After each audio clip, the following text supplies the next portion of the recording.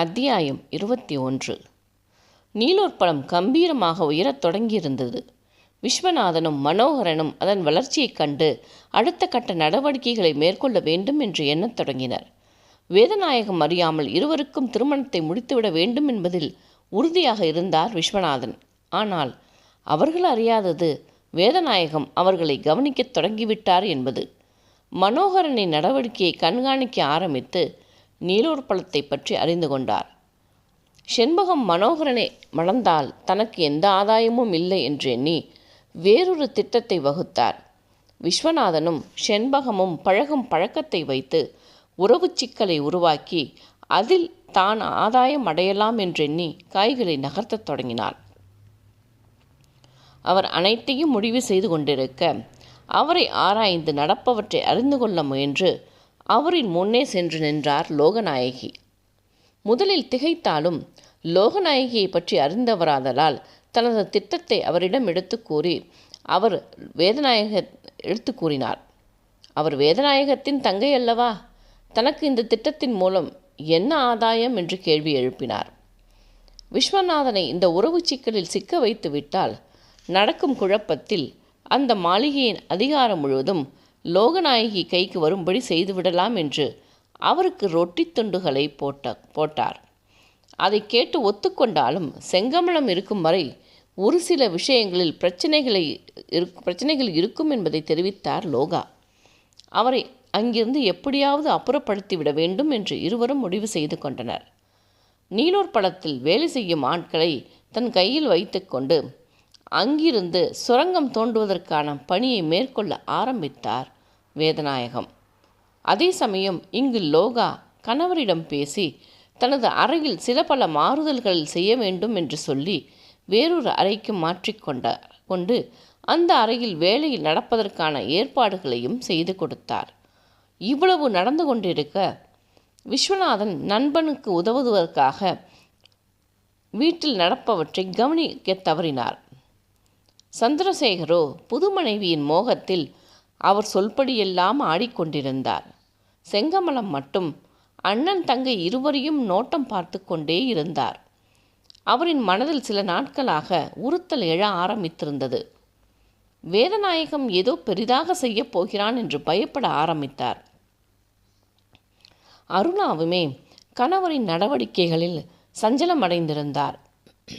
அவரின் பேச்சும் கம்பெனியில் அதிகார தோரணையுடன் நடந்து கொள்ளும் விதமும் தவறான முடிவு எடுத்துவிட்டதை அவருக்கு எடுத்துரைத்தது.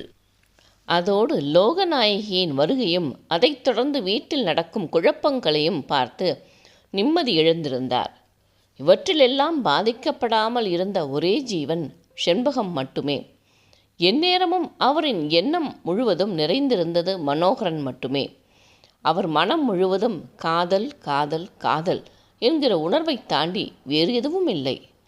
நீலூர் பழத்தில் ஆரம்பித்த சுரங்க வேலையானது ரிஷியின் மாளிகையை நெருங்கும் சமயம் லோகநாயகியும் வேதநாயகமும் கலந்து ஆலோசித்துவிட்டு வீட்டில் இருந்தவர்களை ஒரு 4 நாட்களுக்கு வெளியேற்ற செய்ய வேண்டும் என்று முடிவு செய்தனர். அதன்படி ஒரு சிக்கலான சூழ்நிலையை வேதநாயகம் உருவாக்கினார்.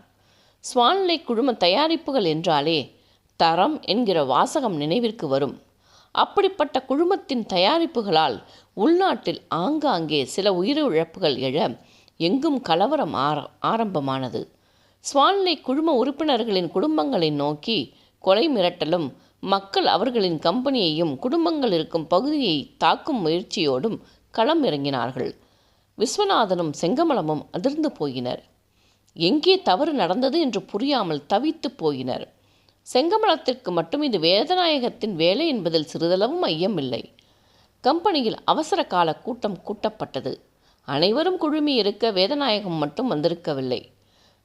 அனைவரும் கவலையோடு அடுத்து என்ன செய்வது என்று விவாதிக்கத் தொடங்கியிருந்தனர். வேதநாயகம் மட்டும் அதுவரை வரவே இல்லை. அருணாவோ சற்று டென்ஷனாகி அவரை தேடிச் சென்றார்.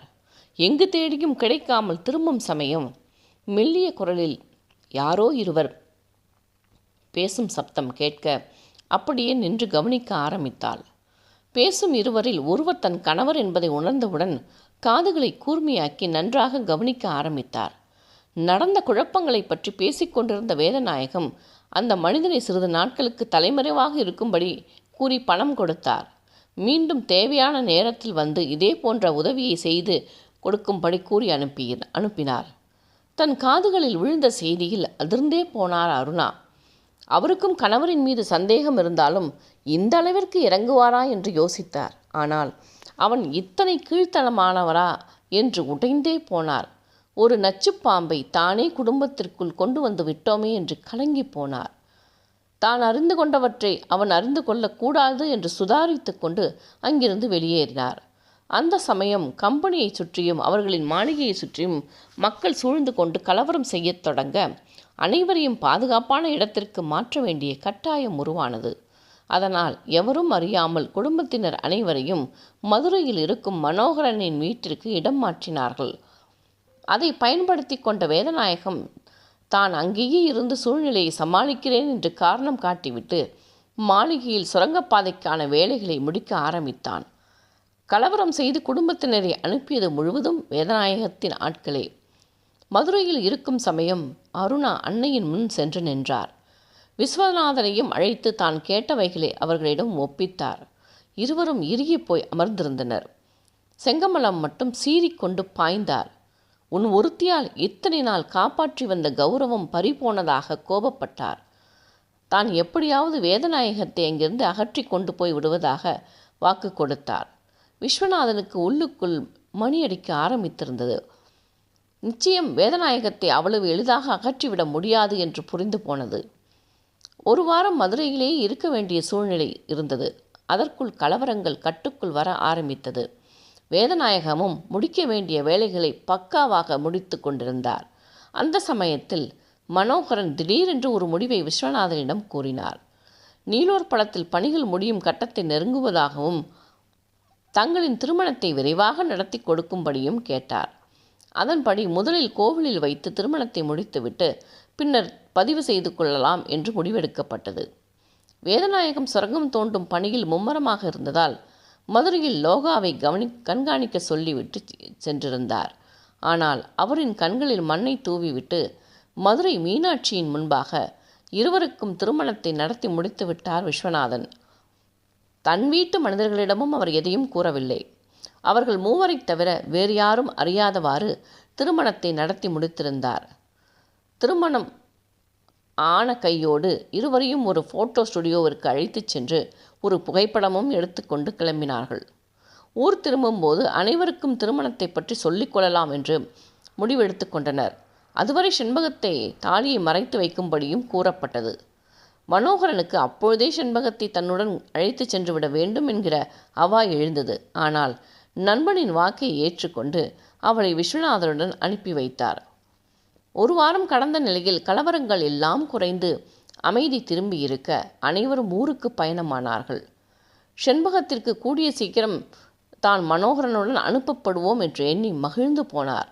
இதன் நடுவே செண்பகமும் விஸ்வநாதனும் அடிக்கடி தனியே பேசியதை கவனித்த செங்கமலத்திற்கு அவர்கள் மீது தவறான அபிப்பிராயம் தோன்றியது. அதுவரை செண்பகத்தின் மீது வைத்திருந்த அன்பெல்லாம் மறைந்து போக அவள் வேதநாயகத்தின் தங்கையாக தெரிந்தாள். விஸ்வநாதன் அவர்கள் இருவரின் திருமணத்தை எப்பொழுது அறிவிக்கலாம் என்று நேரத்திற்காக காத்திருக்க ஆரம்பித்தார். நீலோற்பலம் முழுமையாக கட்டப்பட்டு பிரம்மாண்டமாக எழுந்து நின்றது. அதன் ஒவ்வொரு கல்லையும் பார்த்து பார்த்து செதுக்கியிருந்தார் மனோகரன். தனது ஆசை மனைவிக்காக தன்னிடம் இருந்ததை எல்லாம் போட்டு கட்டியிருந்தார். முழுமையடைந்த மாளிகையை பார்த்து விஸ்வநாதனே பிரமித்து போனார். அதிலும் அந்த நீலோற்பலம் என்கிற அந்த கல் செண்பகத்தைப் போல அத்தனை அழகாக இருந்தது. மனோகரனுக்கு தன் மனைவியிடம் மாளிகையை காட்ட வேண்டும் என்கிற ஆசை எழுந்தது. அதை விஸ்வநாதனிடம் தெரிவித்தார். மனோகரனின் நியாயமான ஆசையை நிறைவேற்றிவிட வேண்டும் என்று நினைத்தாலும் செண்பகத்தை எப்படி அழைத்து வருவது என்று யோசித்தார். ஆனால் மனோகரனின் தவிப்பை கண்டு ஒத்துக்கொண்டார். அதே நேரம் அங்கே மாளிகையில் சந்திரசேகர் மயங்கி விழுந்தார். அதைக் கண்டு பயந்து போனவர்கள் உடனடியாக டாக்டரை வரவழைத்தனர். அவர் வந்து பார்த்துவிட்டு அவருக்கு மைல்டு அட்டாக் வந்திருப்பதாகவும் உடனடியாக மருத்துவமனையில் அட்மிட் செய்ய வேண்டும் என்று கூறிவிட்டார். விஸ்வநாதன் வருவதற்குள் வீட்டிலிருந்த அனைவரும் அவரை மருத்துவமனையில் அனுமதித்துவிட்டு காத்திருந்தனர். செண்பகம் மட்டும் வீட்டிலேயே சோகமாக அமர்ந்திருந்தார். விஸ்வநாதன் வந்தவுடன் அவரிடம் செய்தியை கூறிவிட தம்பியின் நிலையை எண்ணி கலங்கியவர் மருத்துவமனைக்கு ஓடினார். அந்த சமயம் மனோகரனை அழைத்து வீட்டில் செண்பகம் மட்டும் தனியாக இருப்பதாகவும் பார்த்து கொள்ளும்படியும் கூறிவிட்டு சென்றார். அந்த சந்தர்ப்பத்தை உபயோகித்து செண்பகத்திடம் மாளிகையை காட்டிவிடலாம் என்கிற எண்ணத்துடன் காரை எடுத்து கொண்டு வந்து விட்டார் மனோகரன். கணவரை பார்க்கும் ஆவலுடன் செண்பகமும் அவருடன் காரில் ஏறிவிட்டார். அங்கே மருத்துவமனையில் சந்திரசேகருடன் அனைவரும் இருக்க இங்கே ஜோடி புறாக்கள் இளோர் பழத்தில் காலடியை எடுத்து வைத்தனர். எங்கோ கூட்டிச் செல்கிறார் என்று எண்ணி இருந்தவருக்கு ஒரு பிரம்மாண்டமான மாளிகையின் உள்ளே அழைத்துச் செல்வதைக் கண்டு அதிசயித்தார். அது யாருடைய மாளிகை என்று கேட்டார். செண்பகத்தின் கைகளை பற்றி அவரது கண்களை பார்த்து தனது காதலை சொல்லும் அன்பு பரிசு என்று கூறினார். செண்பகத்தால் அந்த அன்பை தாங்க முடியவில்லை. கண்களில் கண்ணீர் வழிய அவரது கால்களில் விழுந்து நமஸ்கரித்து விட்டார். மனைவியின் செய்கையில் பதறிப்போன மனோகரன் அவரை தூக்கி தன்னோடு அணைத்து கண்ணீரை துடைத்து மாளிகையை சுற்றி காண்பிக்க ஆரம்பித்தார். மாளிகையின் பிரம்மாண்டத்தை விட மனோகரனின் அன்புதான் செண்பகத்திற்கு பெரிதாக தெரிந்தது. மனம் நெகிழ்ந்து போனது. திருமணத்திற்கு பிறகான முதல் தனிமை, தனக்கான அவரின் அன்பு என்று அனைத்தும் அவரை மனோகரனின் மீது பித்தாக வைத்தது. எதிர்பாராமலேயே அன்று அவர்களிடையே முதல் சங்கமம் அரங்கேறியது. மருத்துவமனையில் இருந்து மற்றவர்கள் வரும் முன்பு அவளை மாளிகையில் கொண்டு வந்து விட்டுவிட்டு சென்று விட்டார் மனோகரன். அன்றைய நிகழ்வு இருவரின் மனதிலும் மேலும் நெருக்கத்தை ஏற்படுத்தியது. சந்திரசேகரை மருத்துவமனையிலேயே வைத்திருந்தால் யாராவது இருவர் அவருடனே இருந்தனர். அதிலும் லோகா கணவனுடனே இருந்தார். அதனால் அவரால் செண்பகத்தை கண்காணிக்க முடியாமல் போனது. செங்கமலமும் அங்கும் இங்குமாக அலைந்து கொண்ட காரணத்தினால் அவராலும் செண்பகத்திடம் கவனம் வைக்க இயலாமல் போனது. மொத்தத்தில் செண்பகமும் மனோகரனும் கணவன் மனைவியாக வாழத் தொடங்கியிருந்தனர். விஸ்வநாதனுக்கோ அவர்களை பற்றி பேச நேரம் கிடைக்காமல் தம்பியின் உடல் நிலையில் மட்டுமே கவனத்தை வைத்திருந்தார். சுமார் 15 நாட்களுக்கு பிறகு மருத்துவமனையிலிருந்து வீடு திரும்பினார்கள். அவர் வந்ததும் வீடு பழையபடி அதன் சுறுசுறுப்பை பெற்றது. ஆனால் செண்பகம் மட்டும் சோர்வடைந்து போனாள். அந்த 15 நாட்களும் நினைத்த நேரத்திலெல்லாம் மனோகரனை கண்டு வந்தவளுக்கு வீட்டில் ஆட்கள் வந்ததும் அவர்களின் சந்திப்புக்கு தடை ஏற்பட்டது. மனோகரனுமே நண்பனிடம் இந்த நேரத்தில் கேட்பது தவறு என்று அமைதியாக இருந்துவிட இருவருக்குள்ளும் தவிப்புடனே நாட்களை கடத்தினார்கள். எல்லாம் சரியாக சென்று கொண்டிருக்கிறது என்று எண்ணும் சமயத்தில் சந்திரசேகருக்கு அடுத்த அட்டாக் வந்தது. மீண்டும் அனைவரும் மருத்துவமனைக்கும் வீட்டிற்குமாக அலையத் தொடங்கினார்கள். ஆனால் இந்த முறை சந்திரசேகர் வீடு திரும்பாமலே போனார். செங்கமலமும் விஸ்வநாதனும் முற்றிலுமாக உடைந்து போனார்கள். லோகா தானும் துக்கத்தில் இருப்பதாக காட்டிக்கொண்டார். வேதநாயகமோ இந்த சமயத்தில் குழப்பம் எதுவும் செய்ய வேண்டாம் என்று இருந்துவிட்டார். சந்திரசேகர் மருத்துவமனைக்கு சென்றதிலிருந்து அவர் இறந்தது வரை ஒரு 2 மாதங்கள் கடந்திருந்தது. மெல்ல துயரம் குறைந்து அனைவரும் இயல்பிற்கு திரும்பத் தொடங்கினார்கள். செண்பகமோ அதற்கு மாறாக சோர்வடைய ஆரம்பித்திருந்தாள். மனோகரனுமே விஸ்வநாதனிடம் எப்பொழுது பேசலாம் என்று காத்திருக்க ஆரம்பித்தார். அத்தனை நாட்களுக்கு பிறகு அன்றுதான் செண்பகத்தின் சோர்வை கண்டுகொண்டார் விஸ்வநாதன். மனோகரனை சந்திக்க முடியாத பிரிவுதான் அவளது சோர்விற்கு காரணம் என்றெண்ணி அவரிடம் பேசிவிட முடிவு செய்தார். அந்த விஷயத்தை கூறி அவளை சந்தோஷப்படுத்த நினைத்தார். செண்பகத்தை அழைத்து அவளிடம் தான் எண்ணி இருக்கும் விஷயத்தை கூறினார். அவள் முகத்தில் பளீரென மகிழ்ச்சி பொங்கியது. உற்சாகமாக அவரிடம் பேசிவிட்டு வெளியே வந்தவளை யோசனையுடன் பார்த்திருந்தார் செங்கமலம். இதை எப்படி மறந்தேன் என்று எண்ணி தன்னையே கடிந்து கொண்டார். விஸ்வநாதன் அலுவலகத்துக்கு கிளம்பிவிட மெல்ல செண்பகத்தை தனியே அழைத்து சென்று பேச ஆரம்பித்தார். அவருக்கு தான் எண்ணியதை அந்த சின்ன பெண்ணிடம் எப்படி கேட்பது என்று தெரியாமல் ஏதேதோ பேசிக்கொண்டிருந்தார். அப்பொழுது எங்கிருந்தோ ஒரு வாடை எழ செண்பகத்தால் தாழ முடியாமல் வயிற்றை பிடித்து கொண்டு வாந்தி எடுக்க ஆரம்பித்தாள். அதை கண்டு பரிதாபப்பட்டு அவளுக்கு உதவியவர் அதை பெரிதாக எடுத்துக்கொள்ளவில்லை. ஆனால் அவளோ விடாது தொடர்ந்து ஒரு 5 நிமிடத்திற்கு மேல் எடுத்துக்கொண்டே இருந்தாள். தன்னை சுத்தப்படுத்தி கொண்டு வந்தவளிடம் என்ன இப்படி வாந்தி எடுக்கிற என்று கேட்டு வைத்தார். அவளோ மிக இயல்பாக சிறிது நாட்களாகவே அப்படித்தான் இருப்பதாக கூறினாள். எந்த புதிய வாடையையும் ஏற்றுக்கொள்ள முடியாமல் வாந்தி வருகிறது என்று கூறிவிட்டாள். அதில் அதிர்ந்து போனவர் அவளை பிடித்து உலுக்கி என்ன நடந்து கொண்டிருக்கிறது என்று விசாரித்தார். அப்பொழுது அவளது புடவை லேசாக விலக அதில் மறைந்திருந்த தாலிக்கயிறு அவர் கண்ணில் பட்டுவிட்டது. அதிர்ச்சி என்றால் அப்படி ஒரு அதிர்ச்சி. தனது அண்ணன் மகன் இப்படி ஒரு காரியத்தை செய்வான் என்று சற்றும் எதிர்பார்க்கவில்லை. விஸ்வநாதன் ஒழுக்கமானவன் என்று எண்ணி இருந்ததற்கு இப்படி ஒரு பெண்ணின் வாழ்க்கையில் விளையாடி விட்டானே என்று நொந்து போய் நின்றார். இதை எதையும் அறியாத செண்பகம் அவரிடம் சொல்லிவிட்டு உள்ளே சென்று விட்டாள். காலத்தின் கோலமா, விதியின் சதியா அவளிடம் கேட்காமல் போனது? அவளிடம் அப்பொழுதே கேட்டிருந்தால் உண்மை என்னவென்று தெரிந்திருக்கும். பின்னர் நடக்கவிருந்த அனைத்து அசம்பாவிதங்களையும் தடுத்திருக்கலாம். விஸ்வநாதனையும் செண்பகத்தையும் எப்படியாவது பிரித்துவிட வேண்டும் என்று நினைத்தாலும் அவள் வயிற்றில் இருக்கும் குழந்தையை பற்றிய எண்ணம் அவரை வாட்டியது. சம்பந்தப்பட்ட இருவருக்கும் தங்களின் குழந்தையை பற்றிய செய்தியை அறியவில்லை. வேதநாயகமும் அதனால் வரை பொறுத்திருந்துவிட்டு செண்பகத்தை மாளிகையிலிருந்து அப்புறப்படுத்திவிட வேண்டும் என்ற முடிவிற்கு வந்தார். அதற்கு இதுதான் சரியான தருணம் என்று எண்ணினார். விஸ்வநாதன் இருவருக்கும் பதிவு திருமணத்தை முடித்துவிட எண்ணிய போது எதிர்பாராமல் என்னை சந்திக்க நேர்ந்தது. காலத்தை கணிக்கும் சக்தியுள்ள எங்களுக்கு அவர்கள் இருவரின் வாழ்க்கையில் நடக்கப் போகும் அசம்பாவிதங்கள் கண்முன்னே வந்து போனது. அதை தடுக்கவென நான் ஒரு பரிகாரம் செய்ய நினைத்தேன். விஸ்வநாதனை அழைத்து அவர்களின் கோவிலில் பூஜை ஒன்று உடனடியாக நடத்தப்பட வேண்டும் என்று கூறினேன். அதற்கு மனோகரனையும் அழைக்க வேண்டும் என்று சொன்னேன். அவன் அறிந்து கொண்டான் நான் உண்மையை அறிந்திருக்கிறேன் என்று. என் காலில் விழுந்து ஆசீர்வாதத்தை பெற்று அவர்கள் நல்லபடியாக வாழ கடவுளிடம் வேண்டுதல் வைக்கும்படி கேட்டுக்கொண்டான். என் மனமோ நடக்கப் போவதை எண்ணி சோர்வடைந்திருந்தது. முதன்முறையாக ஏன் எனக்கு இப்படி ஒரு சக்தியை கொடுத்தாய் என்று நொந்து கொண்டேன். என் கடமையை முடிக்க விஸ்வநாதனிடம் விரைந்து பூஜை செய்ய ஏற்பாடு செய்ய சொன்னேன். அவனும் அந்த ஏற்பாடுகளை கவனித்ததுடன் அவர்கள் இருவரிடமும் பூஜை முடிந்ததும் அவர்களின் திருமணத்தை அறிவித்து விடலாம் என்று கூறிவிட்டான். அதே சமயம் வேதநாயகமும் செண்பகத்தை அப்புறப்படுத்துகின்ற முயற்சியை துவங்கியிருந்தான்.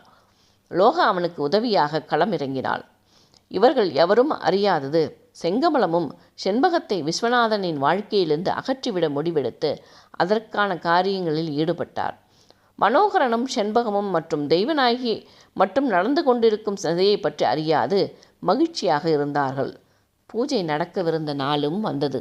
அனைவருக்கும் புது துணி எடுக்கப்பட்டு ஒரு கல்யாண வீட்டின் கலையுடன் இருந்தது அந்த மாளிகை.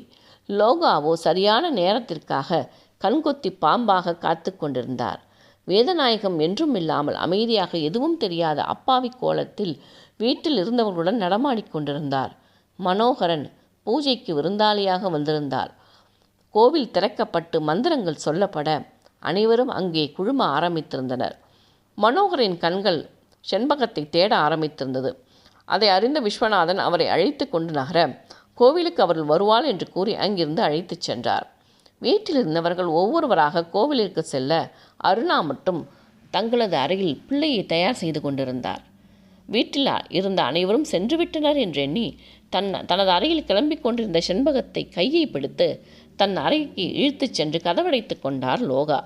பின்னர் அவளை மிரட்டி சத்தம் போடக்கூடாது என்று கூறிவிட்டு சுரங்கப்பாதையை திறந்து அவளை வலுக்கட்டாயமாக இழுத்துச் சென்றாள். நீலோர் பழத்தின் அறைக்கு சென்று அங்கு காத்திருந்தவனிடம் அவளை ஒப்படைத்துவிட்டு மீண்டும் இந்த மாளிகைக்கு வந்துவிட்டாள். இது எதையும் அறியாது தனது அறையில் இருந்த அருணா வெளியே வரும் சமயம் லோகாவும் வேதநாயகமும் பேசும் சத்தம் கேட்டது. தான் சொன்னதை முடித்து விட்டாயா என்று அவர் கேட்க அவளை இழுத்துச் சென்று அங்கே அடைத்து போட்டு விட்டதாய் ஆக கூறியதை மட்டும் கேட்டார்.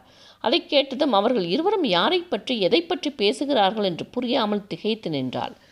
பேசி முடித்துவிட்டு அவர்கள் இருவரும் அங்கிருந்து அகன்றுவிட என்ன செய்வது என்று தெரியாமல் அருணாவும் கோவிலுக்கு சென்றாள். அங்கு பூஜை ஆரம்பிக்கப்பட்டு நடக்க ஆரம்பித்திருந்தது. மனோகரன் மட்டும் தவிப்புடனே செண்பகத்தின் வரவை எதிர்பார்த்து காத்திருந்தார். பொறுத்து பார்த்தவர் மாளிகையில் சென்று பார்த்துவிட முடிவு செய்து அங்கிருந்து வெளியேறினார். மெல்ல மாளிகையினுள் நுழைந்து ஒவ்வொரு இடமாக தேடி பார்க்க அவரின் அல்லி மலர் எங்கேயும் தென்படவே இல்லை. இறுதியாக செண்பகத்தின் அறைக்குள் நுழைந்தவரின் கண்கள் அலைப்பாய்ந்தது. எங்கே சென்று விட்டாள் அவள் என்று தவித்தது. எங்கும் தேடியும் கிடைக்காமல் நடைத்தளர அறையை விட்டு வெளியேற நினைத்தவரை தடுத்தது யாரோ மூச்சுவிடும் சப்தம். அவரது அல்லியாக இருக்குமோ என்றெண்ணி அவசரமாக அங்கும் இங்கும் பார்வையை அறையெங்கும் பரவவிட்டார். எங்கும் எவரும் தென்படவில்லை. அப்பொழுதும் அந்த சத்தம் கேட்க மெல்ல கட்டிலின் அருகே சென்றவர் அங்கு குனிந்து பார்க்க